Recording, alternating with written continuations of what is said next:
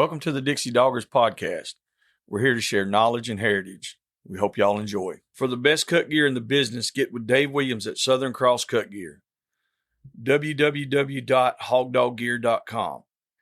If you're buying or selling land, farms, or hunting property, these folks know land. Phil Wilson with UC Hunting Properties, 678-791-3483. 777 Kennels, Advanced K9 Nutrition. Vertex K9 Essentials, Advanced K9 Nutrition, beneficial to all breeds.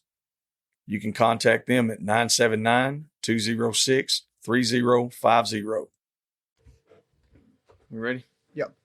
All right, everybody. Nate Joey here, Dixie Doggers podcast coming to you. We are in the middle of a deep freeze out here where we're at in the deep south. I don't know what the hell happened. It went from 117,000 degrees to 17 degrees. I don't know. It's crazy. So with that being said, that gets the game up and stirring, and we love that part. So now it's like, now let's hunt where we're not sweating to death. And so that's always a good thing. We got a guest with us, a couple of guests with us tonight that I've been interested in for a little while. Wanted to really hear their take on their breed of hunting dogs that they have and the style of hunting that they do. And I'm gonna let them have it. It's Andrew and Ashley. And so with y'all guys, go ahead and introduce yourselves to our listeners. Tell them, just take off with it. Let them know who you are, what you do, where you're from, and all that good jazz, and then get into the dogs. Let's hear it. Thank you, Joey. We really appreciate that. I'm Andrew Brietzke. This is my wife, Ashley. Hello.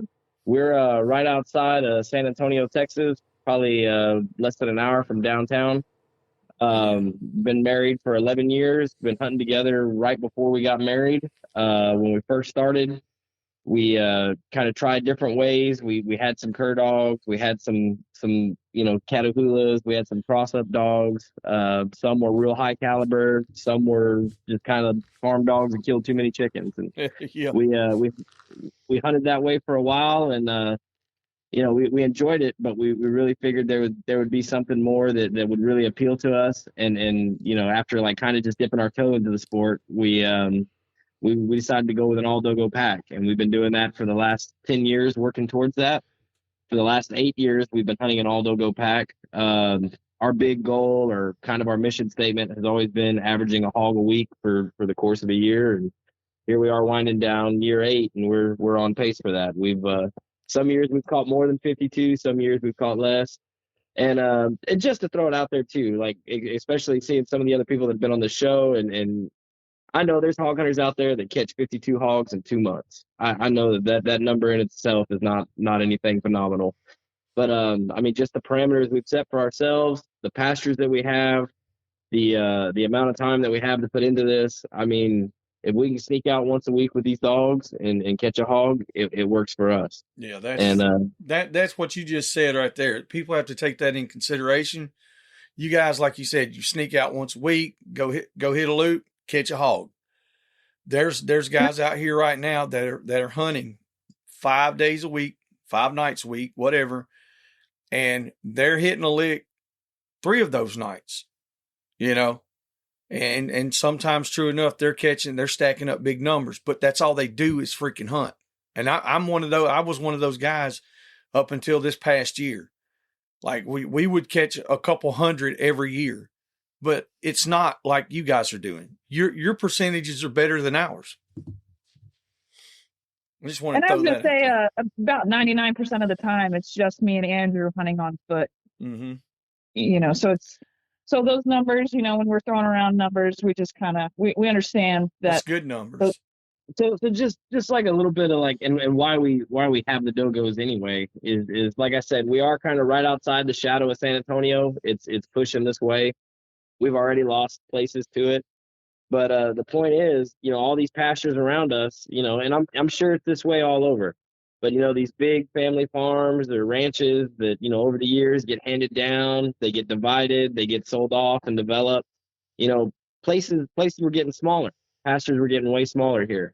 My kind of introduction into dogging is I hunted with my dad at a very early age. My dad raised coonhounds all his life, and like when I was 3 years old, he was taking me along with him. And it was my first love. Like I really dug coonhounds and going hunting with him. And I mean, back then you could turn out and walk around all night, and not walk by a house, you know. And that was a little over 20 years ago, 30 years ago. And I mean, it's a whole different setup around here now. So, with that said, and some of the dogs that we had when Ashley and I first started, I wasn't new to this. Like I coon hunted till I was like 12 or 13, and then I really got into hog dogging real hard. Like for the next 10 years after that, that was pretty much everything outside of like working or eating or sleeping. And it was kind of like you were talking about. We were the hunt 5 nights a week. Catch 100 hogs a year. Had really good high caliber cur dogs. But I mean, like, to think about those days and that style of hunting, there's no way we'd be able to get away with that now around here. I'd have to drive an hour and a half, 2 hours south, to find a place where I could do that. Mm-hmm. So with that said, we wanted something when Ashley and I were like, we messed around with these kind of mutts, and we had one that was, he was a pup that somebody found in a Mexican restaurant parking lot. And Ashley, I was working night shift. Ashley was kind of bored and lonely, so she went and grabbed him. And we hunted him for the next couple of years, and he was very much, that running catch dog type of dog, like just not suicidal, not kamikaze, but he was looking to make contact. He didn't want to beg. And just hunting with him and having the success we had with him, it was like we wanted to get into a pure breed.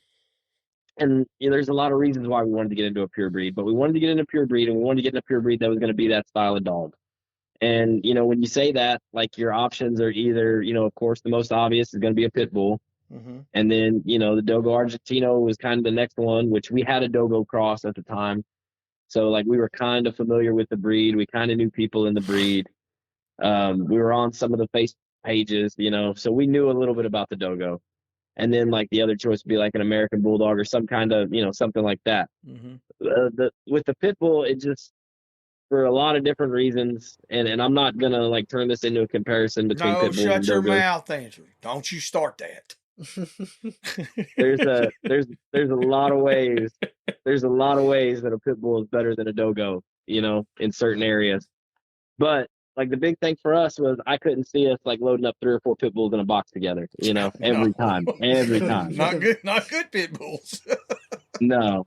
Which we're going to hear so much shit from this, from what you and I both just said. You're like, well, couldn't see us loading up 3 or 4 bulldogs in a box, and here I am saying, yeah, not good pit bulls. There's people out there right now that's going to be like, well, you've never had a good pit bull. I beg to differ, sir. And then it's just hard to find a bunch of them. Yeah, in a box. It's hard to find 3 or 4 that'll box together. I got one that will. She will box with one or two dogs. Cur dogs and stuff. Only 1 or 2. If they don't do any issue, if there's no issue, if they bump against her and act a fool, it's a show changer. Yeah. But there are pits out there that people do box together, but they are not the style of pit bull that I've had, and apparently not the style that you've had either. You know what I mean? So I wanted to clarify that. We'll be back after a quick break. Quick thanks to the supporters of the Dixie Doggers podcast. Light Hounds. Southern Cross Cut Gear. Phil Wilson with UC Hunting Properties. Rankin Ranch 38 Cattle Company. 777 Kennels Advanced Canine Nutrition. And the old Boars N Broads. And to kind of add to our introduction, when me and Andrew, started hunting together, when it was just me and him, we really didn't have any places. We had like one place that we could go to where we just dry run over and over and over. We probably went 100 times. We probably caught, I think it was 7 hogs that first year. We tried to get back into it because this is all after, we're getting out of school, we're moving in together. We had 0 places. So to be able to, drive up on a landowner with a box full of Dogos and be like, oh yeah, they're Dogos, and almost everywhere we hunt has cattle, they're a lot more likely to let us on their spot with a box full of Dogos. But Yeah, you're that's right. a good That's point. also that is a real And then, good point. and then as far as wanting to do the purebred, we just wanted to be able to do this with a goal in mind. We didn't want to breed ourselves into a corner with nothing against You crossbred sure you much, guys are but hog we hunters? I mean, you got a well, goal. You got all this let me like you're let me serious give about you it. Come on, let me give you a quick one on that, and then this will kind of. So y'all went to when I was real college. young, I was hunting with this guy, and he was probably 20 years older than me. He was a cop, and we had both started hunting around the same time, even though we were about 20 years difference.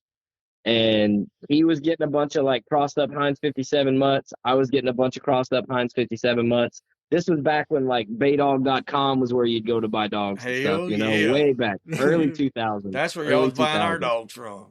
Yeah. We were selling them. Anyways, a couple years of this, and like we didn't hunt together all the time. Like we hunted by like with other people, more than we hunted with each other, but we talk all the time. And after a couple years, like I noticed that I was just kind of making circles, like there wasn't any kind of rhyme or reason. And he found, kimmer curs, got really into kimmer curs, converted his whole yard into kimmer curs. And like 2 years later, he was way further than I was as far as like having a program, having a direction, when I know that 9 out of 10 hog dogs are crossbred, and I've owned some phenomenal ones before Ashley and I like moved in and stuff. Between when I first got into hog hunting and then like to the end of college, I had buddies and we hunted runner walker crossed up high caliber cur dogs that would go all night, really great, the traditional what you'd see on most hog hunters yards nowadays. And that was cool, but after like 3 generations of that, we started kind of breeding ourselves into a circle. There wasn't really any consistency. There was like they were all talented, but I mean they didn't look alike. It was just, and then what were you gonna do? Like you didn't know what your next step was gonna be, And then if it was as easy as breeding good dogs to good dogs, like we'd already have a yard full of great. Everybody would be made, right? Yes. So I mean, going to a pure breed, it set up these parameters for us. It gave us like a direction that we had to move forward, like with each generation. And I mean, like, if nothing else out of this project, even if it's not dogos, I mean, it could have been like Bavarian mountain dogs or something. But Yeah. in anything we would have picked, to get a pure breed dog and dedicate, 8 to 10 years of like trying to pull out as much working hunting traits as you can from that breed. I mean, it's interesting to see how far you can get. It really is. A lot of people don't understand that part. I decided we got in the same deal, going in circles. We had so many different high caliber dogs, and like you said, you can breed good dog to good dog all you want, and yeah, you'll make some good dogs. But as far as consistently making a large percentage of really good dogs, it just doesn't happen. And we got into that, and so we done the Hyde Terrier project. We actually just recreated the breed itself. We went through all the angst and trials and tribulations and troubles to do this, and put, I don't know, I guess up to now would be about 15 years in it, and people don't understand 10 years doesn't sound that long until you do it and you dedicate your whole, everything that you got to it. It gives you a purpose. And like you said, you will find that you will be much more successful in turning out good dogs, I think, by doing that, by the pure breeds. Yeah, and I mean, like I say, just to see. Well, so once we made that call, Ashley did a lot of research, and she found a female up in Blanchard, Oklahoma. We got her from a 6-week-old pup. Named her Banshee. She was I wouldn't say she was scatterbred, but like she had, like on her dad's side would be like European lions. There's a lot of dogos in Europe. There's a lot of imports from Europe here in the United States. Like the Europeans, they do a lot of crazy things with the dogos over there. Mm-hmm. And her mom was kind of more the Argentine, traditional type dogo. I think she had a little bit of like Lacocha in her, which Lacocha is like, if you're a tree and walker guy, like House's Lipper, something like that, or like Weems if you're a plot guy, like it's a big percentage of dogos out there is Lacocha. But this Banshee female, she was just super athletic, super intelligent. Maybe not the driviest dog. You know, there's some dogs that are just like instinctively, like if humans went away tomorrow, they would still be out hunting. And then there's some dogs that do it because, you know, they know that you want them to do it, and they love making you happy. Mm-hmm. And that was the kind of dog Banshee was, you know, like she could take it or leave it, but like she knew that we get excited for her, like to be out there and hunting and catching a hog. So she was smart enough to react to that. But we bred her to a dog that was straight off a coach's yard. That was a lot more of like the instinctive, like he did it because that was what he was programmed to do. And out of that litter, we got a dog named Buzzsaw that we kept, and that's kind of been the basis of our program. Buzzsaw, I mean, we've had him from the beginning of the Deguello project. We've had him on our yard, and he's just been a huge success for us. I couldn't draw up a better representative for what we were trying to get for. And we got him on the first litter, and we can't take any credit for like when it's the first cross you make, like it's not like it's your dog's in that line, but like we were just smart enough and lucky enough to make the cross that we did, and you know, somehow we're able to, you know, get him as a pup and raise him, and just everything on our yard that wasn't gifted to us is somehow goes back to him. I will add that, you know, Buzzsaw was the all-star of that litter, but we did keep 3 brothers and hunted, you know, raised them, hunted them for a couple of years. Both of them died, or 2 of them died on a hog, and Buzzsaw was still living. So, you know, we did kind of sort through to realize what Buzzsaw was, and then now our program is pretty much based off of him right now. Yeah, that's kind of like, you know, we talk about a hog a week, you know, for the course of a year. So those first 2 years of this, it was basically just Buzzy and his 2 brothers. So it's 3 dogs running all catch on like over 100 hogs. You know, like we were basically throwing dogs against the wall, you know, sometimes like that's a rough, you know, we don't have a 10 dog kennel to rotate back then. Like we were very much like, y'all are our 3 dogs, and y'all are gonna have to go 2 or 3 times a week. You know, that's just, it is what it is. And that's a lot. You know, at the same time though, I mean, like they were not, I wouldn't say stellar, but they definitely knew the routine. You know, like they knew the show, and they looked like hog dogs. And they had to kind of make it through us. Yeah. Learning how to do this. Yeah, we are much more like better about how we setting them up for success. Yeah, we didn't really know, and it wasn't like I said, I had experience in this, and we even hunted together a couple years before this. But like, doing this style and committing to it completely, like it was very much like it took us a few years to kind of figure out the best. And we always tell people that those first couple of years are the toughest to get that ball going, you know, to set your dogos up to, you know, they're the only ones doing work. There's no other dogs are going to find this hog. They cannot hesitate or they will lose it, you know. So there was a lot of learning curve that first year, but we walked away with Buzzsaw, and then we bred him to a female that was given to us. Super, really, really good structure. Things like that, and then we bred her 3 times. 3 times, and we got great.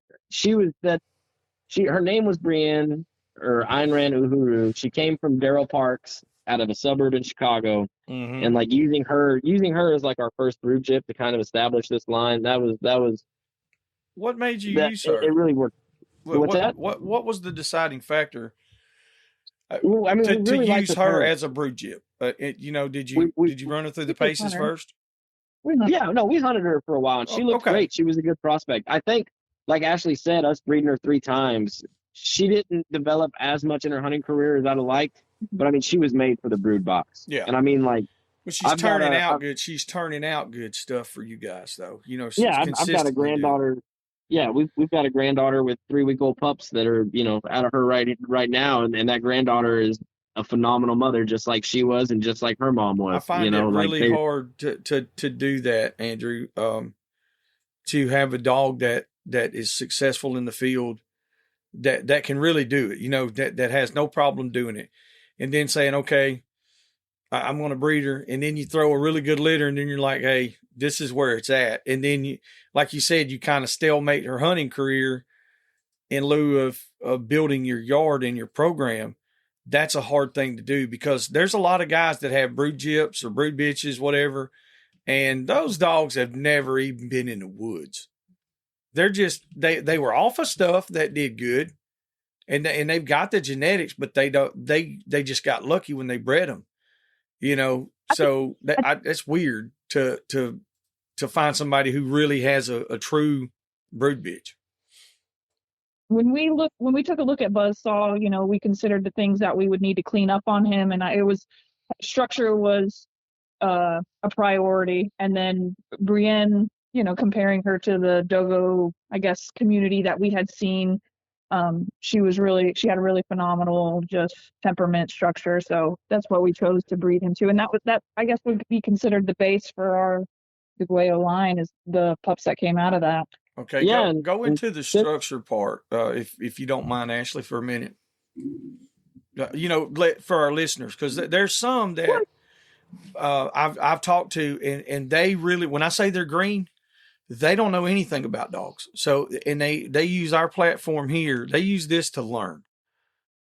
So I guess I'll go back to when we were talking about when we considered, you know, doing the purebred dog thing and having a goal in mind.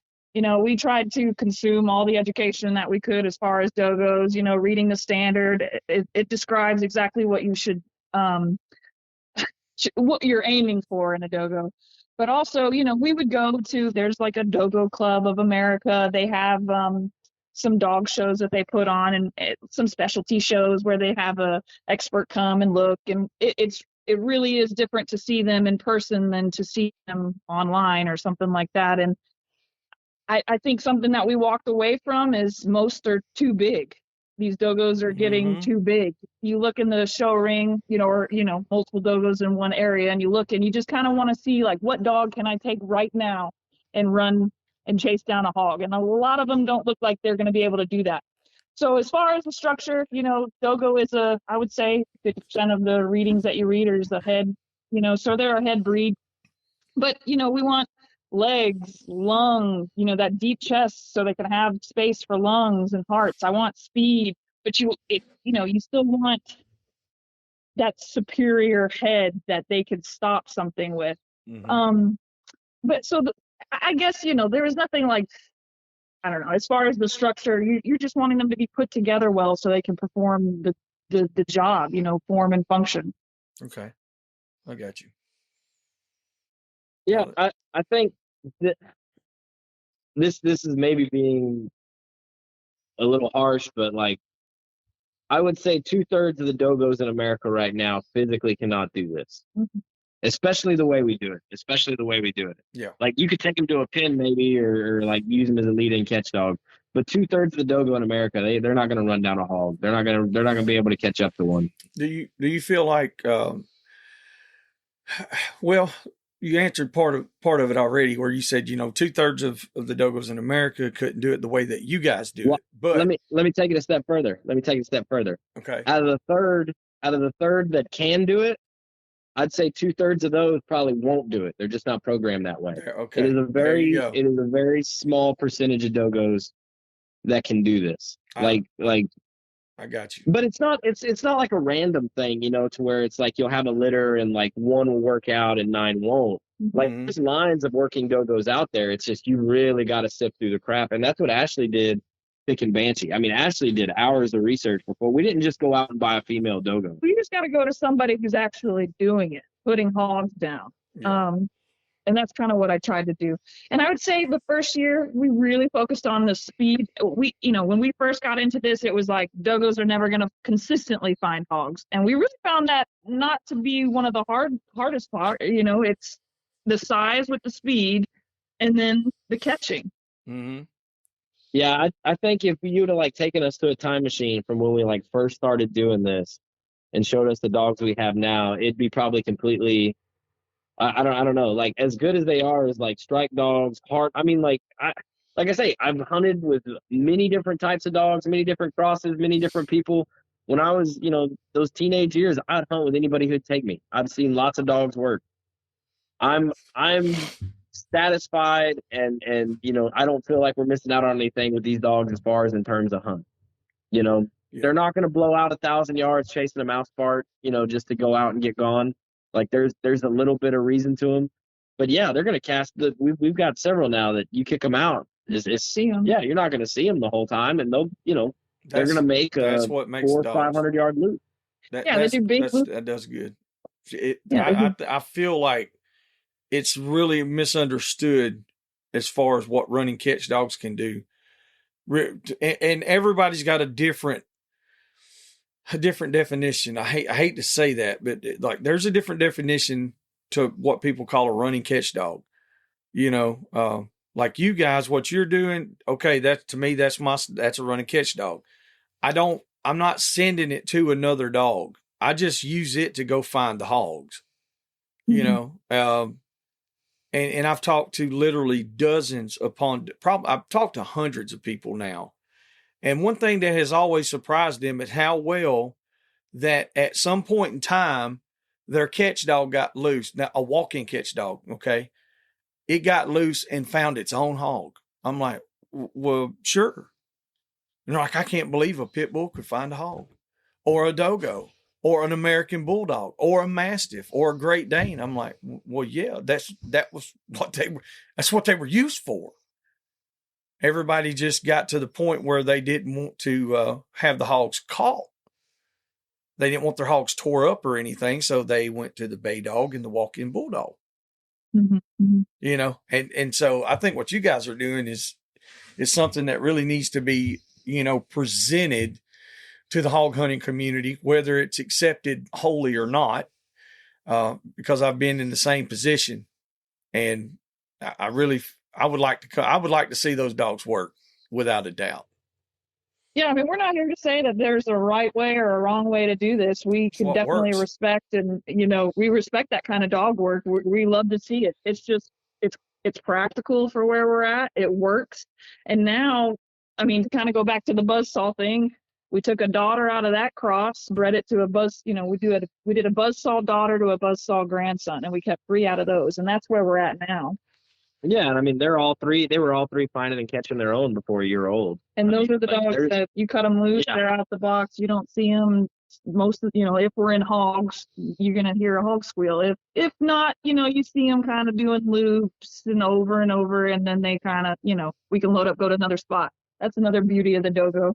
Yeah. I don't think like with these dogos, like we've like invented fire or anything. I think it's just that like people didn't like try to see if they could do it consistently. Mm-hmm. So like nobody assumed they could, but it's like, yeah, their nose is really like their hunting ability. They're, you know, I guess because I know that like it's gonna seem like there's a lot of people out there that you know what the run to catch or running catch dog style is. I think of it as more of like run to catch. You know, like a running catch dog, kind of like you said. That's a very loose interpretation. Yeah. But like what we tell people is they run to catch. Like they are not going. There's no hesitation to when they finally catch up to that hog to like do anything other than catch it, you know?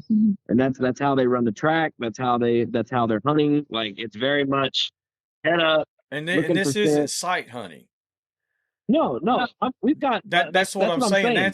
We've talked to different people. Like I've talked to Dean Ross, and you know, he has a running catch dog, run style catch dog. And you know, they're stag hounds or wolf hounds and different type crosses and breeds like that. And we've got into the run to catch deal. And I've talked to a lot of other guys about it.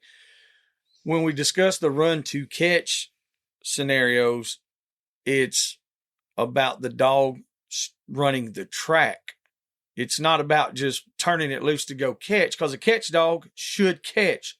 It should never run to catch. It just should catch, period. That's its whole life purpose as a catch dog. But as a dog that runs to catch, it has to find the game, has to track the game, has to trail the game, whatever you want to call it, has to run the game, and it has to stop the game. Exactly. So they have to do the whole deal, the whole show. Yeah. That's a run to catch dog.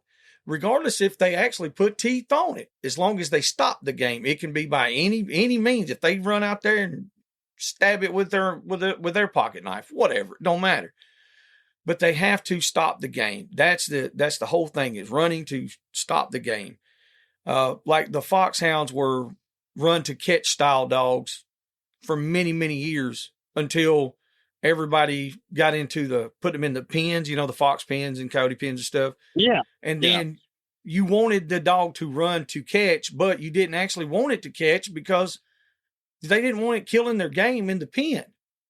Mm-hmm. So then they created another issue. Now they throttled the dogs back. You whoop them to go and then whoop them to whoa. I'm like, this doesn't make any sense. A lot of it, but the dogs that are running to catch like that's their whole thing. They do the entire process. Not because bay dogs already have it running or already have it found, or whatever, or trail dogs, whatever you want to call them. It's because they found it themselves. I think a lot of people don't understand that part. I just think, and I've never hunted, we've hunted other places around here, and we've traveled, a little ways outside of our normal area and seen different hogs and different types. But around here where we hunt and how it's been for my entire time doing this and probably the years before. Yeah. Everybody's run grittier, catch style dogs. Nobody's really, we don't have a whole lot of the traditional bay dog with the lead-in catch dog hunters around us. Yeah. So because of that, the hogs around here, it's just, you're either going to catch them or you ain't, there's not going to be a, 1 hour, 2 hour, keep chucking bay dogs to them. One, you don't have the land to do that. That's what I was going to ask. How big's your properties? Yeah. That's a big factor. Yeah. We probably have 10 pastures that are under 100 acres that we hunt. Yeah. And so you got to get in there and knock it out. Yeah. You can't have a 4-hour race. No. And that's what we ran into, the same thing here in Alabama. When we started our program of doing that with the running catch dogs, it's like we had to stop them and stop them fast. We couldn't, because our properties got smaller and smaller. And there's plenty of times where you see house lights and hear house dogs, like these dogos. Just they're quiet. There's not a big, a lot of noise for around here. It works for around here and where we're at. The biggest hog we've killed this whole time was 200 yards away from somebody's back door, and I don't think they ever heard it. How big was the hog? I don't know. I've seen hogs on scales that went 340. 345 was the biggest hog I've ever seen on a scale. This hog would have been pretty close to that. Andrew, buddy, look here. We are gonna have to have a talk about this hog hunting stuff. You ain't learning nothing, man. Look. I know y'all read Tuskers and you write stories. I've read your stuff in Tuskers. Uncle Pat's in there. Read some Uncle Pat stuff. He will teach you. He will say, "But how big you want that hog to be?" That's pretty good. No. I'm just giving you a hard time, man. I'm just giving you shit. That's cool though. To be able to catch hogs like that, well, like you said, while you're sitting there looking at somebody else's house and they don't even know it, that's what a lot of these old guys around here, they call a slipping dog, and we've had dogs, we've raised a dog that has the same purpose in life. It's not a dogo like y'all's, but, and a lot of them old boys, they were like, "Hey, let me get one of them pups." I'm like, you don't need one. You need a couple, you need a pack of these. And they're like, "Nah, I just need one to go with this other one. I just need him to find him and hold him till my other dog can get there." I was like, "Oh, hell no. I know what y'all doing now." they slipping around, Yeah. But this buzzsaw dog, I want to get in on him. Give us some confirmation sizes on him. How big is he? Well, or was he? Yeah, now he's coming up on like 8 years old, so he's kind of a little bit smaller. But buzzsaw and like working weight, which in his prime for like 3 years, 84 pounds. Yeah. Every like all day long. He never got much bigger than that. He was perfect. He was a good size. Yeah, that's pretty lean. If you're working him hard, of course he's not going to be a fat ass, If we keep a pet home, he'd probably easy 90. Yeah. Okay. But like if we hunted him twice in a week, he'd probably be pushing 80, 81 towards the end of the week. Gotcha. And then we'd beat him back up to that 84 range. Now, but that's where he stayed for years. And just he's not a, we talk about how speed and athleticism is super important. And like speed, like right now, we've got a lot of speed on this yard. We got some really fast young dogs. Buzzy, even when he was at his most lethal, he wasn't a super fast dog. He just had really great closing speed, and there was no hesitation on the part where he knew he was about to jump. Yeah. It's almost like he knew when he was within that last 10 yards, and there was just like a little bit of a different gear that he hit. And then there was just the amount of accuracy of his mouth is just probably the most impressive thing about him as far as like combat. Like there was very, very few hogs that he made connection with the first time and got knocked off. And I mean, that's so Right. any hunter could tell you, like when that dog goes into catch, that first contact is going to be very crucial. Yes. I don't remember who told me when we were hunting years ago, said if that hog breaks the first time, you got a 50% chance of catching him again. He Yep. breaks a third time, you got like a 10% chance of catching him after that, Yep. And that's, to me, I've found that's, pretty true. Yeah, So that's pretty damn close.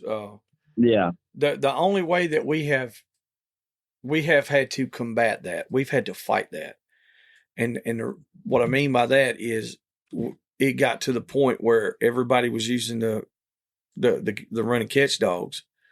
That, like you said, the hogs, hey, they knew if the dogs were coming, they were gone. They were gone. And if you got one to stop, like you said, you had the first shot. And if you screwed the pooch on that, usually here in these mountains, you probably wouldn't get in a second shot. I mean, literally, you would, because like you said, you'd be off their property. So we wound up getting into some bigger properties finally again. And so that's why we've got a pack of damn long range, cold nose, loose baying dogs. And let me tell you something, it is the most aggravating thing that I've ever dealt with. But I will say this, if you got that big boy, that track in the road that's as big as a Copenhagen can, and I want to find him, I'm going to find him and I'm going to run him till he stops. Now, whether we can catch him or not is another story, you know what I mean? But even if he breaks 3 times, I can stay with him. That's the only good thing I found about using some of these dogs we got now. But, that's if you've got 10,000 acres to run. If you don't have a big property, then it still doesn't do you a damn bit of good on how much dog you got. But that accuracy part, if you got a dog that can go in there and hit, and if he is, I'd say 75 to 85% of the time, if he's got him on that first hold, I think you got a superstar. Yeah, and we're talking like high 90s. I'm not trying to embellish. I'm not trying to be cute. I'm saying high 90s. He was extremely accurate. Just I don't know. We thought after we got him in that first litter, we were like, oh man, 5 years from now we're gonna be gravy. And then after him, there was just 2 years. Yeah, we say all this like we've gone through a lot of those. I would say years 2 through 5, you could just call those the dark times. The Crusades.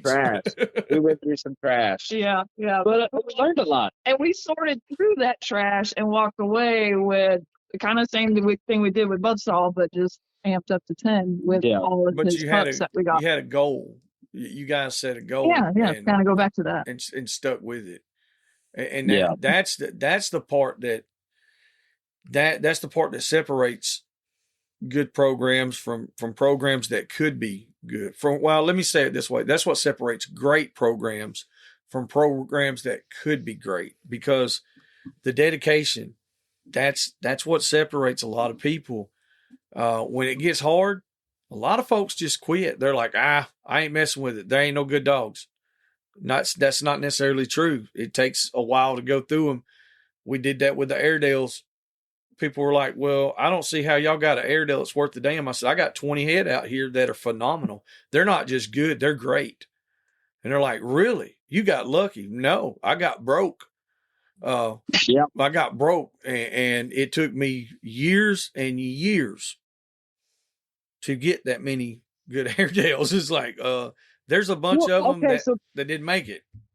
So talking about that, so like you have these Airedales, you're trying to establish this Airedale program.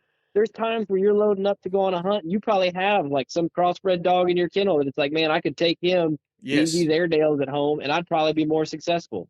My best dog yeah, very that seldom gets apple, to go.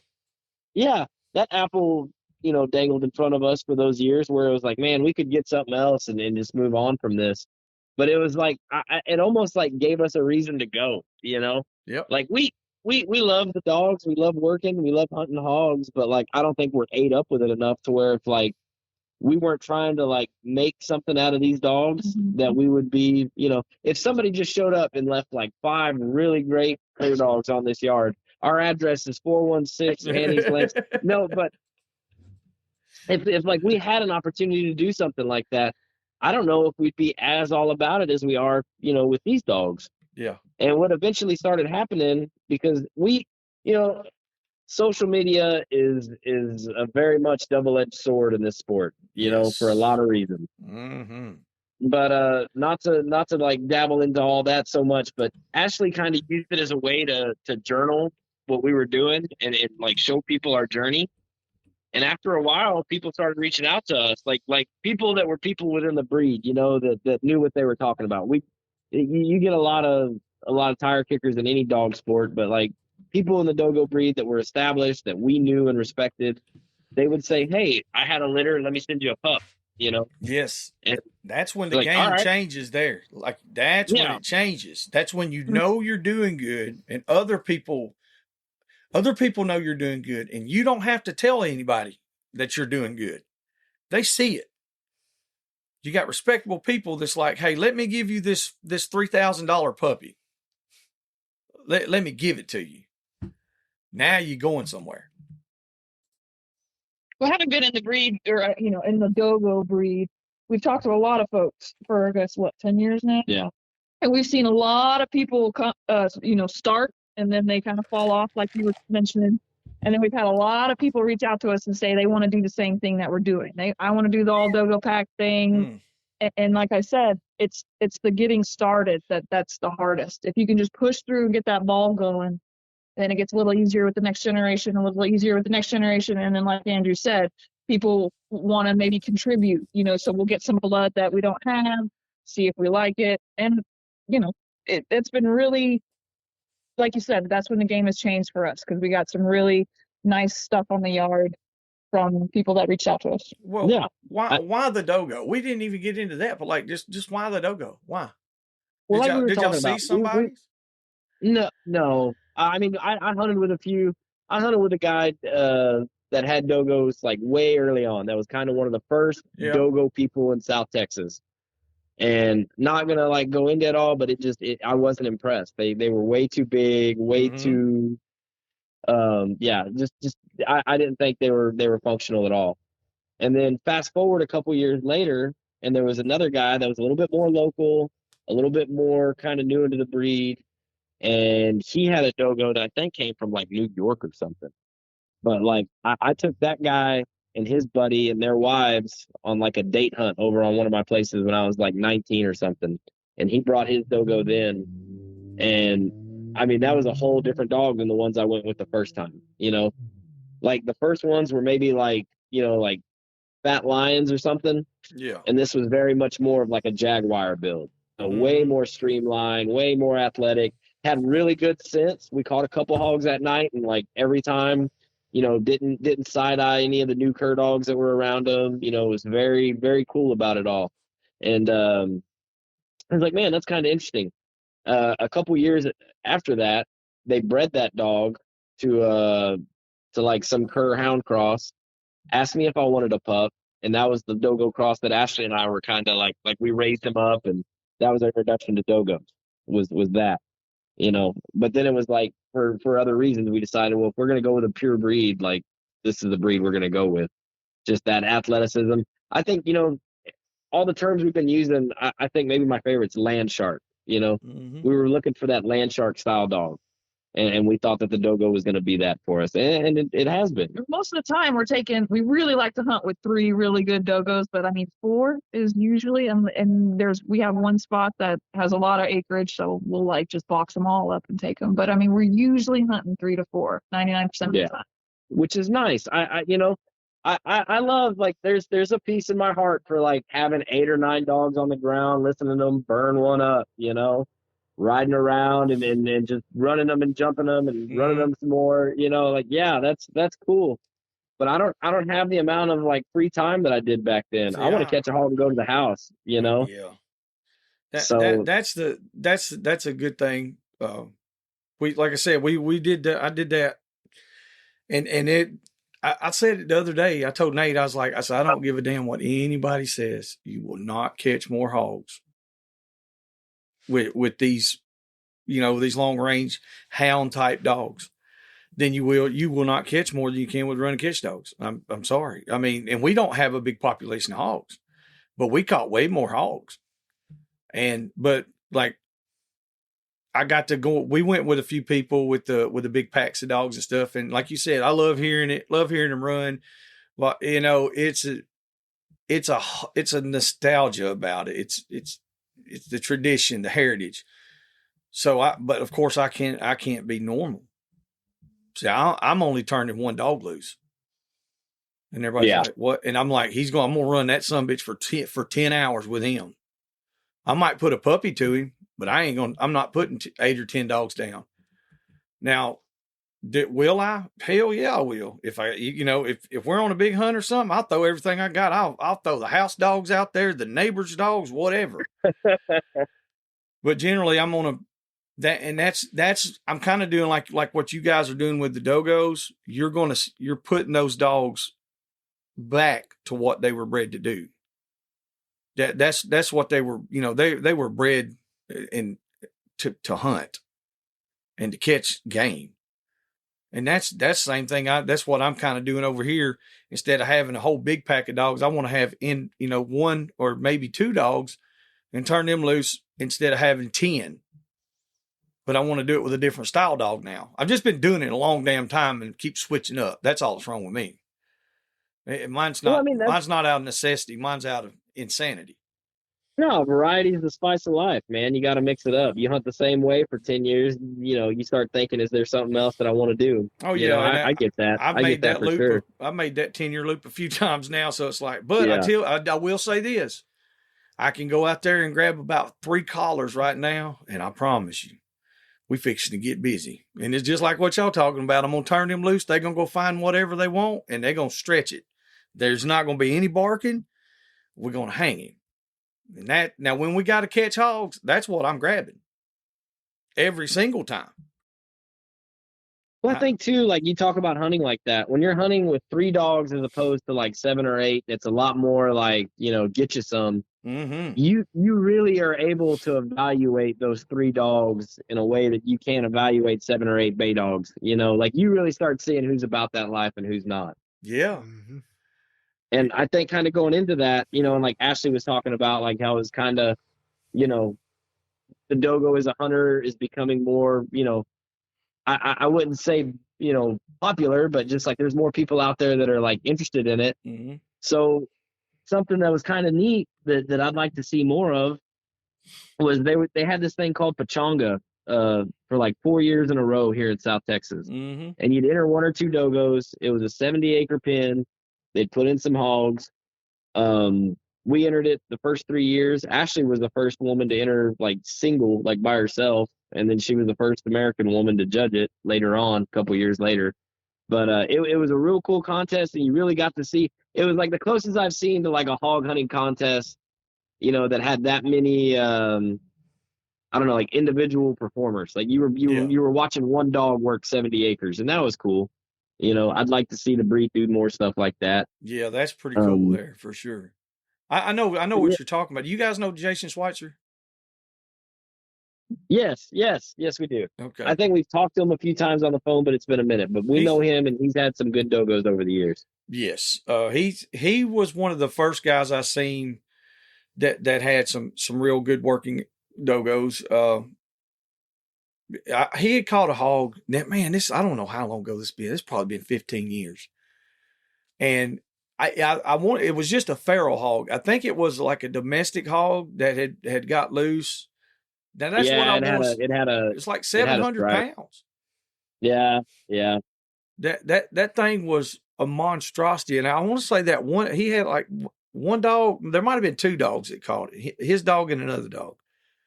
And, if it's the same, I could be wrong. It could be on the same. No, he did. He caught a monster hog, but he's also caught other hogs. Oh yeah, no, I was just saying like it. Not. With the dogos like that, I was like, man, I said, just it don't matter if they're wild hogs, domestic hogs, anything that can just hold that much weight. Yeah, his dogs were pretty damn big though. I still got time to like upset some people. So like, well, let's do that. As far as like lead in catch dog, like a lead in catch dog, I'm going to a 350 pound. I mean, I guess you can't put a size on the hog, but just like lead in catch dog, they're not superior to the pit bulls. They're not like. I mean, I think Jason, I can't speak to how he was hunting that hog or whatever, that situation, but I'm just saying other people in general. Yeah. Other people that like kind of debate, what would, be the better of the two. I mean, if I'm having them ride around on a 4-wheeler with me, or if I'm having to lead them into a bay, I don't want a 90-pound dogo like pulling on me and whining and screaming. A pit bull, that's what they were made for. That's exactly their purpose in life. And people that use them as lead and catch dogs that, like you said, they found their own hog, or they want to get on the ground and hunt with the other dogs. Like it's not foreign for them to use their nose. You just got to let them use it and then breathe for it. A lot of people don't use it. Yeah. And I mean, there's athletic pit bulls. I'm sure you guys probably have a few athletic pit bulls that could hunt, for a couple hours and shark something up. Oh yeah. Without a doubt, like the two best strike dogs I've ever owned were both pit bulls. Like as far as consistency, I had a dog named Lily. We had 10 different dogs go through this bottom one day. And Eric, this guy that had came and hunted with us, he was like, "You always talking about that damn bulldog." He said, "Turn her loose." I said, "Well, I just don't want you to get your feelings hurt." He said, "You ain't gonna hurt my feelings." We turned her loose. She went, 130 yards? Mm-hmm. And all you could hear was a little hollering. He was like, "What's she doing?" I said, "She's got a hog caught. You better hurry up and get down there." I said, "I don't want my dog hurt." He said, because I told him, I said, when I turn her loose, I said, she's not going to go far. He was like, "I just don't understand." I said, "Well, some dogs are blowing out of the country to get away from you in that damn shock collar." I said, "Some dogs are just going to hunt." And she was one of them dogs that would just hunt. But like, they literally found more hogs consistently. But now that's my fault too, because I'm all right. Now, how many guys do you know that turn theirs loose with their other dogs? Be like, "Here, just go hunt, whatever." And that's what I was doing. That's probably not the best way to do things, but that's what I was doing at the time. I was new to it, and I was like, well, hell, they want to go, so I let them go, and they did it. But I've had a bunch of them since then that were nowhere near. They were like you're talking about. You could let them go hunt they would probably hunt hard for 30 minutes to an hour, and then they're going to come back. If they even stayed out that long, and they could grub something up, armadillo or possum. But as far as like overall consistently going and finding their own hogs, I don't believe wholeheartedly that the pit bull as a breed would be the top-notch dog for that. Yeah, I think there's a lot of reasons where like in that style, the dogo is where we went with and then like made the right choice. I think they're a little bit taller at the point of the shoulder, but I mean, then I've got a couple. We've got a couple dogs on our yard right now that they look like little white pit bulls. They're probably 65, maybe 70 pounds. That's what our dogos look like. Not. Yeah. I thought mine were pit bulls. I was like, these aren't even dogos. The guys I got them from, I called them. I was like, these aren't dogos. He was like, yeah, they are. I was like, no, they're not. There's a lot of people in the breed that'll say that, it's like there needs to be two breeds, almost. Like you have these huge, just mastiff looking dogs, just sloppy, like you go to Oh, you hear him coming through the brush from here quick. Yeah, we played around there. There's a breed club that was kind of loosely based out of San Antonio, and it was like the national club, for dogos. It still is. It's the biggest, like, outside of Argentina, I think, like, club for dogo owners. And we like played around with that for a little bit and went to a couple shows, and like we took a male that was like, man, this is the biggest male that we could have and still be like, this is a hunting dog. Like, if he was any bigger, there's no way he'd have been functional. And he was the smallest dog there by a lot. Wow. Like the next closest dog probably had 20 pounds on him. Like there Holy is a smokes. difference in this. Yeah, there's a difference in this breed as far as like what somebody's perception of the word dogo can be a lot of different things. Mhm. And like we understand why. And it kind of goes back to what you said, the different definitions of things. Sure. As far as running catch dogs, or, you get into the weeds with what proven is or working is. Yeah. Mhm. Yeah. There's a lot of the pin heroes, in the breed for sure. And there's nothing wrong. If you get a dog that's like, this dog has hunting ancestry, and I took it to a pen and let it see a hog, that's cool. That's like if I had a German short hair, like took it to Nebraska to chase pheasants one time, like Yeah. that's cool. Whatever. That's what it's for, But I think as far as like really being about it and trying to develop them as hunters, I think there's more people doing that now than there was when we got into this 10 years ago. Yeah, I believe it is. There were a couple of people, say 20 years ago, that they would let their dogos loose and let them hunt. Here in Alabama, a couple of guys I knew, and they were pretty successful with it. But I felt like they held them back because they didn't do it all the time. It was only like if there was a bunch of hogs and they were on a property where there's a bunch of hogs running around, they would just put the dogs on the ground, let them road hunt. And I was like, just turn them loose. Yeah, I mean, they're finding hogs. But they were probably the only ones that I've seen, other than like you guys, up until you guys, that were doing that. And that was many, many years ago. I don't know of anybody that's actually running them like they're supposed to be ran. There's people that were doing it before us, and there's people that are doing it now that like you'll never hear of because they don't, they kind of stay out of the social media and stuff. But there's other people, but like to do it year round and only that way, Yeah, that's like different. that was something to where we really tried to. So like I say, we've been doing this 8 years. There's been 3 months in those 8 years that we didn't catch, that we went without catching a hog. Like we really make it a point to hunt year round, like it doesn't matter if it's like we had a really brutal summer this year. Oh yeah. Still tried to make it out, caught one at least a couple each month summer, just trying to push through, and they got to be functional. We put that pressure on them. We hold them to that fire, and that's the only reason that we've got what we've got currently. And we really, I think that we would speak a lot from a place of optimism in the early years and even, a couple years ago. And I think now it's more of like, we have stuff that we like now. It's not what the future is going to be, or like we're seeing glimpses of like what we want. Like we're kind of reaching closer to our ideal state of what we want in these dogs to be. Yeah.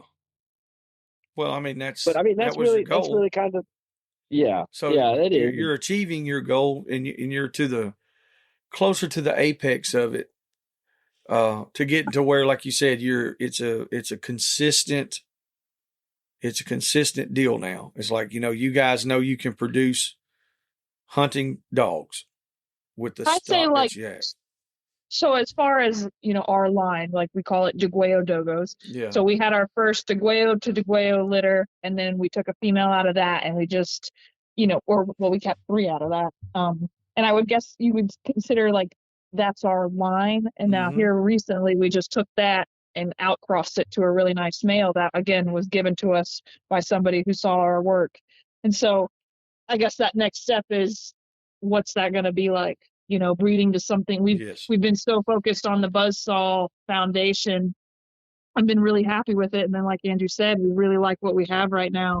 But now, we kind of needed to outcross, so we just outcrossed to a really nice male, and we got 6 pups on the ground right now, and so that's kind of the future. That's cool.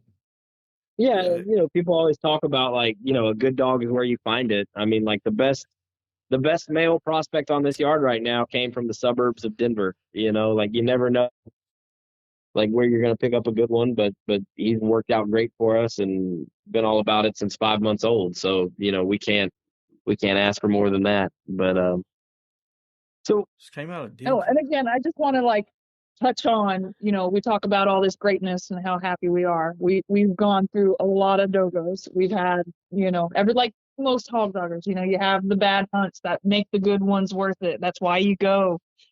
I mean, we've gone through a lot. We're coming up, I think, pretty close to 40 dogos that we've raised from a pup and started. Yeah. And I think out of those 40, maybe 8 of them we'd own again. We're little. Mm-hmm. 8 of them we'd enjoy to own again. We'd maybe own 10 of them for sentimental reasons, but 8 of them are we really like them. Yeah. So, you're batting about 20 to 25%, which that's not. I will say this though too, with us being in the middle of a litter of pups right now, people ask us, and I'm sure they ask anybody that hunts, about feeling bad, when a dog gets hurt or cut down, and of course you do. But I'm gonna tell you right now, the biggest, to me, asking a dog to give you a litter of pups is more I feel worse about that than I do watching a young dog get blown up. Mm-hmm. It's asking a dog to raise a litter of pups is just so hard, and it's not something we do lightly. This is our first litter in 2 years. We usually do one a year, and we just took last year off, and we almost took this year off, and we really didn't need to replace. We've got a yard full of young dogs that are doing great, but you never know what's going to happen on the next hunt. So we went ahead and made that cross, and we'll maybe keep 1, maybe 2, but that's kind of rare for us, because we usually, when we do breed, we try to keep 2 or 3 and work through them and pick out which ones we're going to keep. But that's kind of where we're at is we've got a lot of good young prospects. We've got a litter we're really excited about. Old man Buzz is still here. He actually caught a couple 2 weeks ago. So yeah, he's still going, but yeah, that's kind of us and our spiel. But if there's any questions or anything you guys want to know, feel free to ask. So do y'all have any of the pups available to the public? No, we never really breed for that. Yeah, I mean, we try to have a game plan before we do a litter, Yeah. and there's a guy in good kind of Central Texas cattle company country that we're going to send a couple to hunt up there. We might stash a female somewhere else a little bit further south, and then we'll work through the rest. But yeah, we've sent dogs before to California, Oklahoma, Louisiana, Missouri. So I mean, we've sent them kind of all over and let people work them and see what they did. We were much more keen on doing that in the early years, and then it's come back to bite us a couple times. So we're not as quick to do that. Yeah. We've just kind of learned that. Yeah, and it's it's a learning curve. You figure out that, especially in this sport, and especially when money's involved, people will say and do things and turn around and do something else. So we really try to be as self-sufficient as possible. We really don't try to rely on we're kind of on an island here. We don't hunt with other hunters. We don't breed with other people unless we have to. Yeah. And we're fortunate to be in a situation where people respect us and offer us good prospects, so we really don't have to go fishing or try to force something that's not there. That's right. But and you don't have to settle. And yeah, and I say I feel like I could find, if I had to start over tomorrow, if we had to go find another pup, we could find another pup of in caliber way faster now than we would have 10 years ago. Well, that's a plus. Yeah, I think there's better pockets of the breed. There's people that are really trying to preserve, the working aspect of it. I hope that continues. I feel like Pachanga was a big thing about that. That contest kind of gave people a reason to kind of motivate them to keep them in the woods and focus on that. But so what would you guys say the biggest hurdle that you came upon with the dogs in getting to where you're at now? What was the biggest hurdle? I mean, we're just gonna say it, man. The catch and the hold. Gotcha. Yeah, I mean, Buzzsaw was like so automatic, and we had so many dogs after him that weren't. I mean, we had we had a son out of Buzzsaw and Brienne and a daughter out of Buzzsaw and Brienne from their first cross, but both were very, they were very much the next step. They were better looking than Buzzy. They caught well. They hunted well. They were more athletic. Maybe even, I mean, they were really what we were looking for. But I mean, besides those two, like there was a lot of we liked them and then a lot that they just didn't have it. They didn't have that bang, Like they had, and some of them were exceptional hunters. Some of them, it's like if you would have told somebody they weren't a dogo, and like sold them to somebody as like a really good cur dog, they would have done well. I got you. But I mean, like to be the full package, they had to, they had to have that catch part, and we had a lot of dogs that struggled with that. Andrew mentioned that pachanga. I mean, that's a really good way to gauge your own program, and then as like the breed as a whole. I mean, it's the catch. Yeah. The whole. Like most of them, at least the ones that went to pachanga, that'll do it. That'll engage a hog, but it's that holding. Yeah, it's kind of like we talked about. Like Pitbull and Dogo aren't the same. And there's dogos out there that are lights out. Buzzsaw is not the only hard catching dogo in America.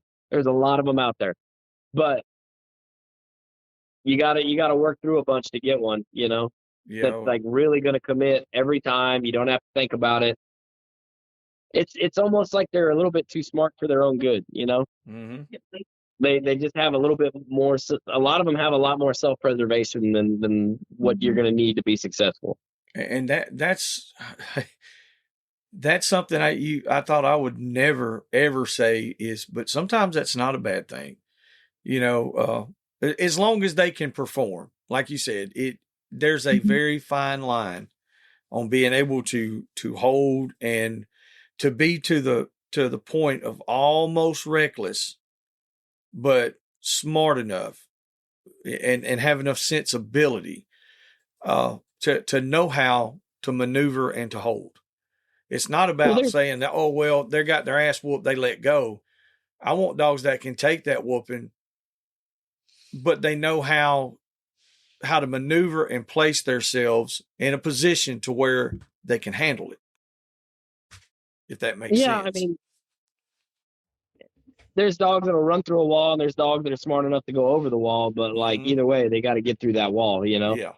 Like a dog that's just going to stand there and look at it, it ain't going to cut it, But yeah, I don't want to. And Buzzy, he's not a kamikaze suicidal dog. Never was. Like he would take shots if he had to secure the catch. He would put himself in situations where he knew he was going to take some licks. Yeah. But if he was in control, he would get to a point to where like there was no way that hog was going to get a tooth on him. And there's a lot of the other dogs. Oh, I'm sorry. Go ahead. No. I mean, he was like his favorite place, which I know this is another thing that a lot of hunters are going to probably balk at. But man, he'd get up in that armpit, especially on a big hog, get up in that heart girth and get a full bite, or get underneath that jowl. Oh, he would grab ear on a hog that he had the opportunity to. But if it's not the same as a hog that's standing there at a bay. That jowl, this hog has jumped up from its bed, or this hog is on the run. They're going to grab it wherever they can. Exactly. But he would get to places to where it's like, man, there's no way that hog can touch him. And I mean, big hogs. I've had that disagreement, and it got to the point for years I wouldn't even discuss it. Like we would go hunt somewhere and get there, and they're like, well, that dog was caught on the ass. And the other one was caught on the head. And the other one was caught over here on the flank. They caught the hog. The hog was dead. They killed the hog. It's like, so what more do you want? And I would have people like, well, my catch dog catches on the ear. Well, yeah, you walk him in there, you point him at the ear, and you send him. And I have dogs that'll do that too.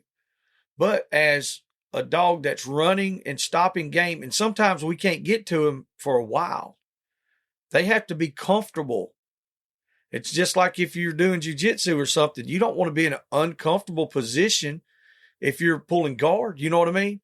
You don't want to have a cramp, doing that. So if they catch them on the jowl, on that fat part of the cheek right there, bro. Like that, have you ever had the dogs tear the ear off? I'm sure over the years the ear has come off. Yeah, But I've yeah. never seen I've never seen a whole jaw come off. Yeah.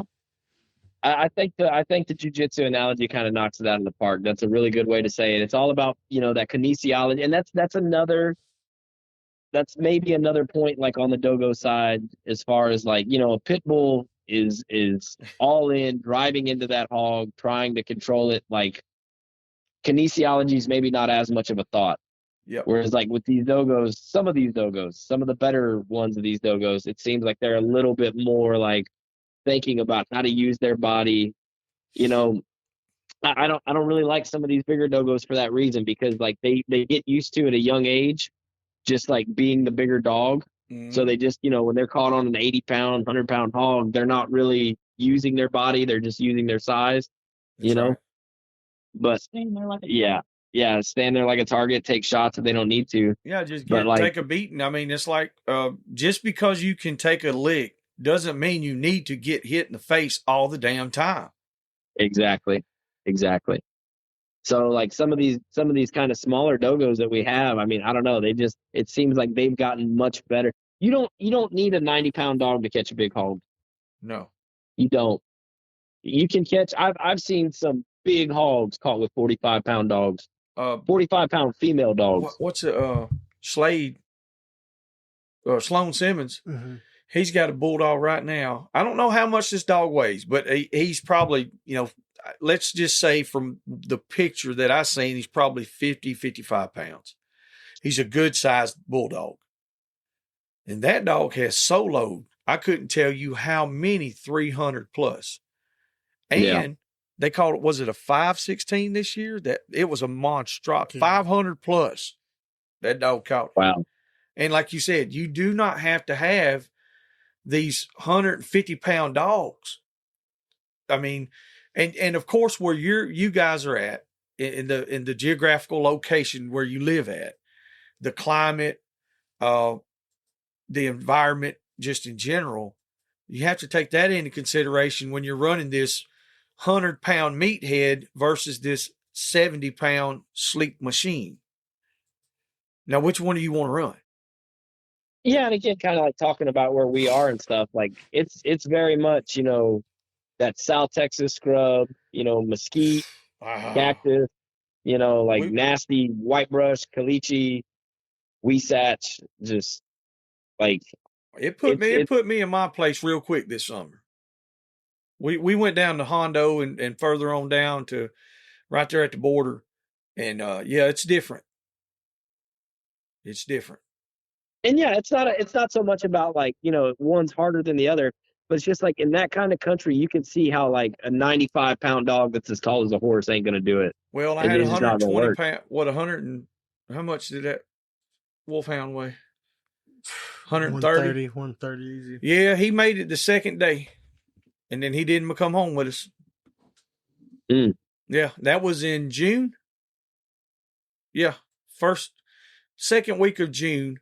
It just started getting hot, and like there was so much game. Now the dog was fire, like he was wound tight, but I knew, I was like, he's too much. He's not going to be able to handle this.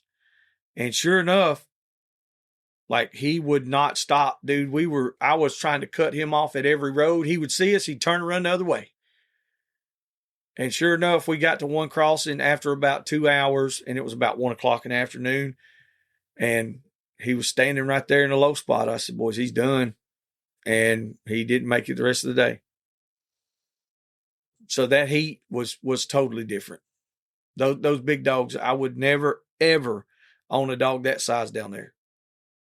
Yeah. There's no need for it. Our little 35 to 45 pound dogs, they outperformed everything else that was around there.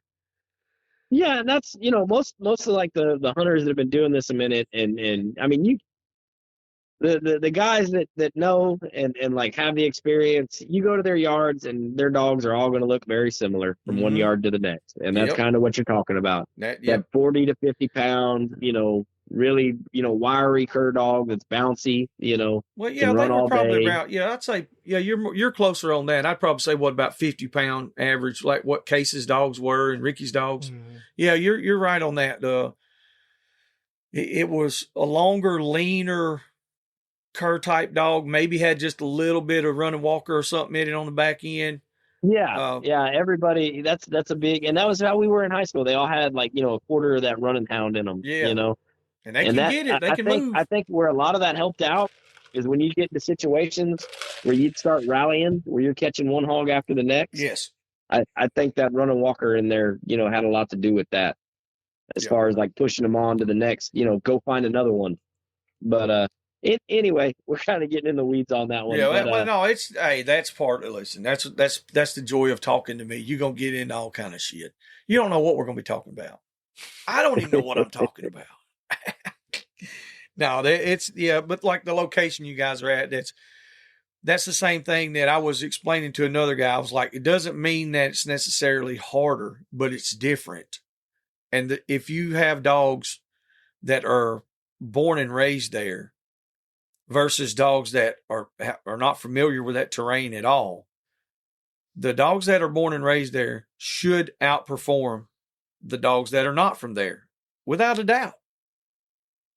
I mean, no matter what kind of dogs they are, if that's where they're born and raised and that's where they hunt, those dogs should be able to outperform. But that's not the case all the time. That tells me that you're running the wrong style of dog or the wrong breed of dog. So apparently these dogos that you guys have are much more fitted for that environment. Yeah, and I think a lot of that is like what we've started with, and I think too, like we've kind of selected for that. Like we're very typey. We've got a very, like, you can look at our dogs and see a picture of our dogs and know that that's where they came from. There's not a whole lot of dogos out there that look like this, but We've even talked, I mean, sometimes we've had the discussion that our dogos even grow a little bit different because we have them on the ground, 6 months old, running around, just to see what's out there. And even when we first got in it, people used to tell us that we couldn't mess with a dog until they were a year old, and that's just not how we do it. Yeah, I'm not going to wait a year old to hunt a dog. Starting off with like what she was saying as far as like how we raise them, I just feel like they're leaner, they're long. Yeah, you hear a lot of people talk about skin issues with the dogos, and I think a lot of that, and I think a lot of the reason why they're so huge is because people feed them like show steers. They're feeding them way too hot. And a white dog like that, when they get fed that hot, they're gonna have skin issues. They're gonna be itchy. They're gonna like be yeasty. You don't need. We've fed Diamond high energy for years, and here in the last couple of years, we've switched to value pack black bag. Yeah. And I mean, like that's what we feed them. We don't give them anything special. We don't supplement. They're drinking out of 5-gallon Tractor Supply buckets, just like most cur dogs living outside. That's right. I'll say this too. I think from what we've seen with other people's dogos and comparing it to our own, I think dogos do way better on a tie out than they do in a kennel. Yeah, I could see that. I could see that. I think it's something about just not having like a wall in your face all the time, like having an area that's open. Well, we're real big on the pack mentality, it being an all dogo pack. I mean, everybody's got to work together. We don't, I'll take them out by myself. I don't need no dogs side-eyeing each other or anything like that. So having them raised on tie-outs, as from pups, where they get to learn each dog and who's a little bit more grumpier than the other, and they just walk into each other's areas. Same with us, there's no opening a kennel and everybody goes ape shit. Like everybody knows you can just walk into their area and out, and they'll get their own attention. Yeah, they have their own space.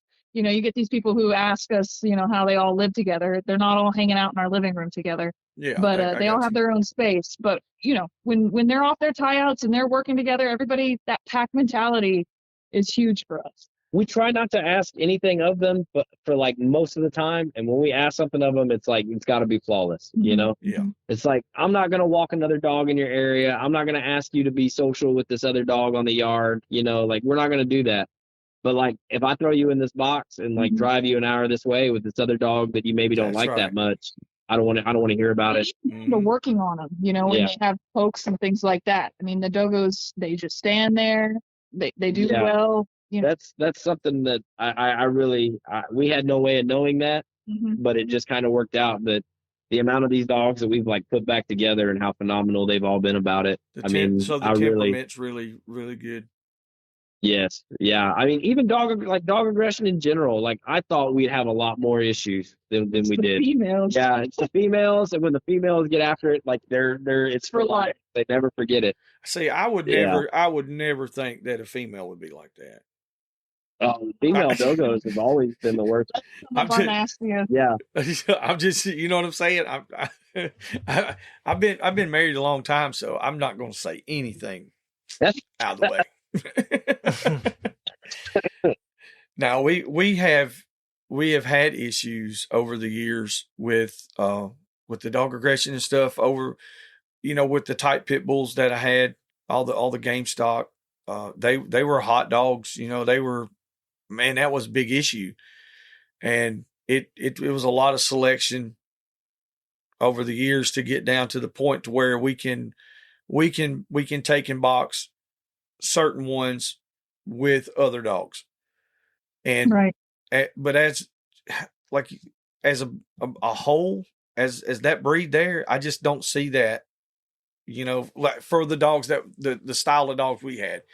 I hear people all the time. They're like, yeah, I got these game dogs or these game pits and all this stuff, or they're out of game lines and yada, yada.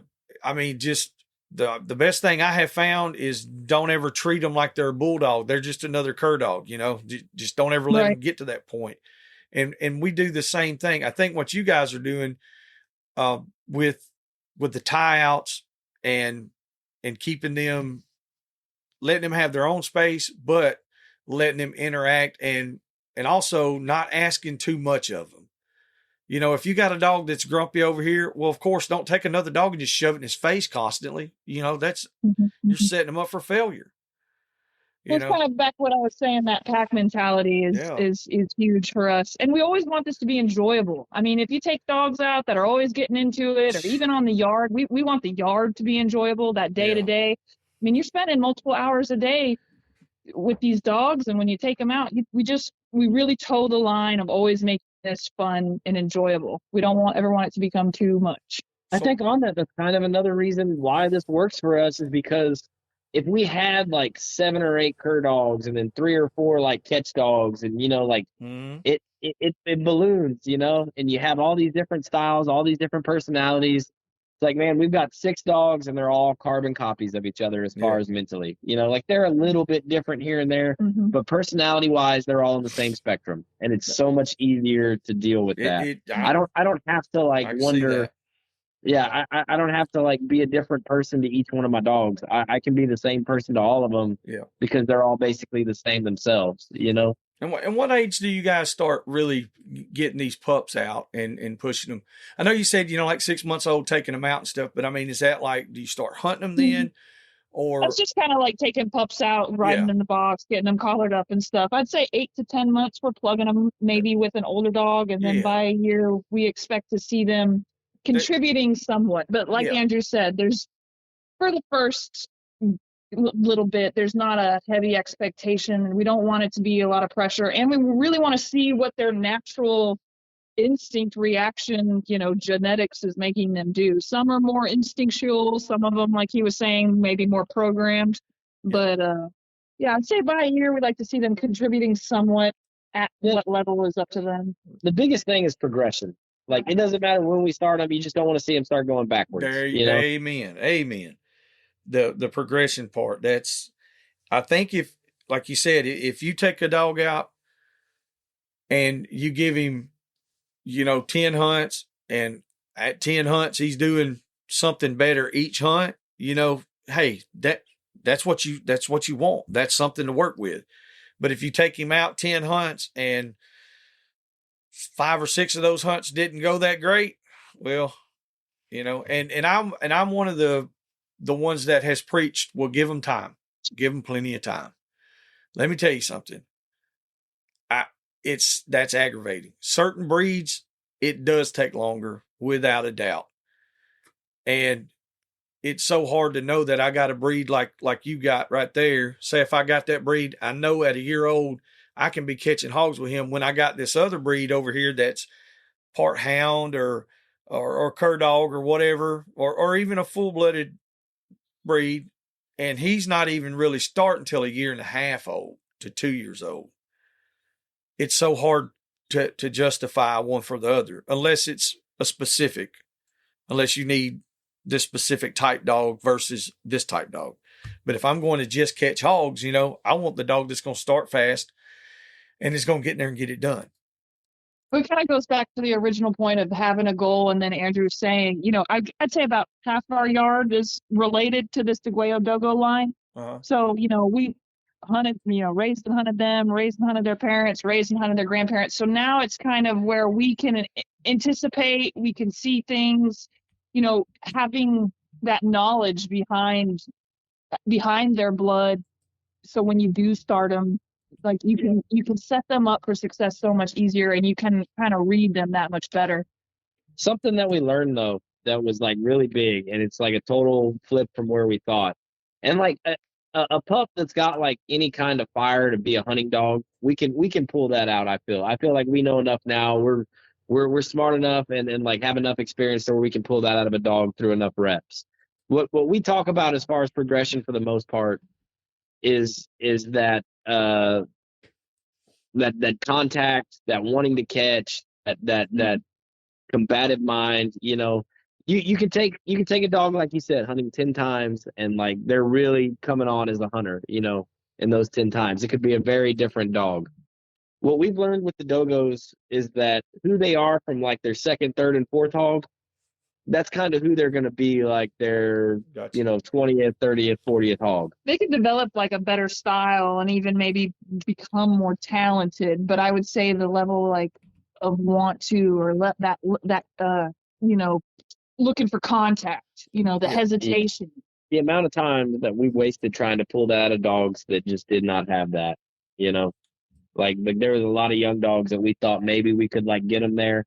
And it's just like, if they don't have it at a certain point, you just got to move on. I mean, the goal is always consistency, just like this litter. We hope to be able to pick any pup out of that litter and it's good, but the goal is to at least have a litter that's consistent. And we're in this last litter we had, we got pretty consistent results across the board. Everybody kind of came out knowing what to do, but we've had other litters that just the whole thing was trash. Yeah. We've erased the chalkboard and started over again. Like that's happened a couple times, and you take what you can from it and experience. You tell yourself you got experience. And then just through the years, I mean, I don't know, like Andrew said years ago, maybe we spoke more optimism, but it's the absolutes talk. Like some people speak in absolutes from, 6 weeks, 8 weeks old. And through the years, we've learned you hunt enough, things are going to happen. And you can't just say across the board something is true. Yeah. Yep. That's right. Yeah, we're always learning. Well, not to cut this short, but I gotta get that female out of that. No, you're pen. good. She's ready to use the bathroom. But if you guys got any questions or anything, we're still here. No, man. Like I said, we got a good hour and a half or so. That's a good episode. Sometimes these things can ramble on and get too long, and then people lose interest after 3 hours of listening. And then I'm over here sleeping. I don't even know what we talked about. But no, listen. No, we really appreciate you. And if we're doing it a year or two, maybe we can do a recap or something. Yes, we would love to. I'll check it back in and seeing the progression. Yeah, and like I said, I've been reading this litter that we got. Yeah, I've been reading you guys' articles and stuff for a while now, and I've been trying to keep up with y'all the best I can, and I commend you guys for doing what you're doing, and doing it the right way, having a goal and setting that goal and working to that goal. That tells me a lot about the people that you are, not the dogs that you have, but the people you are, and that's what we need in the hunting world is people like you. We really appreciate that. That's a big. I mean, we respect the game and the dogs enough to where it's like we want to do this the right way. We're not half-assing anything here. This is it. If you're going to do it, you got to be all in on it. And I think too, just kind of speak on it real quick before we get off. I mean, I know that we are not at all by far like the only hog hunting. Like there's a lot of married people that hog hunt together. It just, I think that from our perspective, or from like what it's benefited me, is just having someone there to like kind of check, like you, when your own thoughts are in your own head, and you're looking at dogs and you're evaluating dogs and your program, it's not the same as having somebody who you can really bounce ideas off of and talk about what you're observing, and just her and I being able to do this together. I wouldn't, if Ashley woke up tomorrow and said she didn't want to do this anymore, I mean, we'd probably move on and do something else. And Like, sometimes we have different opinions. yeah, we do. Plenty of times. Yeah, we do. But That's cool. it's I don't know. Like it's been I never thought in the early years of hunting that I would be like, I thought that I would grow up and like this would be like something that I did on my own, or I had some buddies that I did this with. I never planned on it to work out this way, to where it was like, I mean, I have a wife that I hog hunt with, a couple times a week, but we really enjoy it, and it's worked out really great for us. Listen, Awesome. you got it whooped, brothers. There ain't no doubt. That's a lot of people out here. There's a lot of guys that's a dream for them. Mm-hmm. And then there's some of us who it's a nightmare. My mom is mean though. My mom is mean. That sword cuts both ways. Yeah, for sure. my wife, For sure. she's never really cared. Like she doesn't really care to go hunt a whole lot. She's went with me a few times over the years. She went on a bad hunt right off the bat. She was like, I don't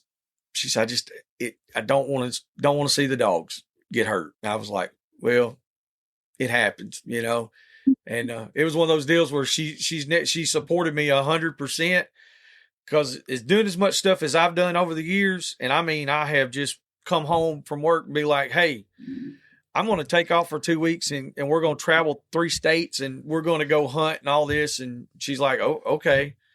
And, having that support is unreal. You get to do that with your wife, that's top of the line. You guys got it made. It's been fun. It's been fun for sure. That's good. Well, it's been really great talking to you Yes, guys, sir. and feel free to reach out anytime. We'd love to catch up some more. All right, Andrew. We appreciate you and Ashley so much. Thank y'all. Thank you. Yes, sir. Y'all have a good night. See you. You too. All right, bye. Well, that's pretty cool. They got some. I do really appreciate that overall honesty, because there's so many people I've talked to over the years with the Dogos that have told me so much junk, just a crock of shit, really, about how great these dogs were, and then they made every excuse in the book when something happened. and I've never been one to be like, well, what happened? What happened to your dog? I'm like, hey, it just happened. I've had dogs do crazy stuff all the time. You don't have to make an excuse. It's just what happened, I guess they ain't worth the fuck today. Yeah. We've seen a few of them that, we fully understood why people talk shit on them. And then I have seen a couple that were inspiring, that were like, holy shit, that is a dog, Like, damn. But I have seen bulldogs that I would not lead in the woods. Oh yeah. They might bite you. Uh-huh. They might bite the other dog. They might bite somebody else. Mm-hmm. You don't know what they're going to do. I've seen cur dogs the same way. I've seen hound dogs you can't catch for a week at a time. Like, do you want to deal with all this stuff? So there goes back into it just makes the whole loop back to what are you breeding and what are you breeding for? How consistent is your line? And so I think that's, if you guys listening can take anything away from this episode here, I think having the goal that they set, working towards that goal, failure after failure, then into success without stopping. I've been there, I've done that, but I'm doing it again right now. And it takes a lot to do it. It's commitment. So, hey, we appreciate y'all listening to us. We appreciate having Andrew and Ashley on. Y'all make sure y'all check them out. They usually got an article in Tuskers about some Dogos. Y'all make sure to get with Ed Barnes, and y'all get your subscriptions up to Tuskers Magazine. If you don't if you're not subscribed to Tuskers already, then you suck and you need to. I don't really mean that. I'm just lying. Like Pat told me to say that. But you need to subscribe to Tuskers magazine. Yeah. And then it's the only one that you can hold in your hand and turn the pages and read that's out there. And there's a lot of folks that need to do that. Mm-hmm. You know, you can get with Carter Schultz and he can do the step-by-step stuff on teaching you how to read. If you need phonics, he's the man. Hey, we appreciate y'all. We love y'all. Until the next time, we'll see y'all. Thank you. Hope you enjoyed that episode. If there's anything or anyone you'd like to hear on the podcast, or if you'd like to come hunt with us, don't hesitate to contact us at dixiedoggers01@gmail.com.